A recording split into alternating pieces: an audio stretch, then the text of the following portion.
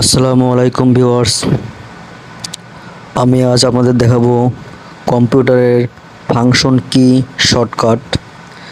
আমরা জানি কম্পিউটারের কিবোর্ডে অনেক শর্টকাট থাকে। কম্পিউটার এক্সপার্ট হতে গেলে কিবোর্ডের শর্টকাট জানতে হবে। তো প্রথমে কোনটা কি এটা জানতে হবে। আমার কিবোর্ড একটা আসলে আমরা জানি ফাংশন কি F1 থেকে F12 পর্যন্ত যে কিগুলো ইউজ করা হয় এগুলোকে বলা হয় ফাংশন কি। এই ফাংশন কি শর্টকাট দেখবো আমরা। তো F1 এটা আমরা F1 চাপি, F1 তে হেল্প, F2 চাপলে হয় রিনেম, F3 সার্চিং, F4 অথবা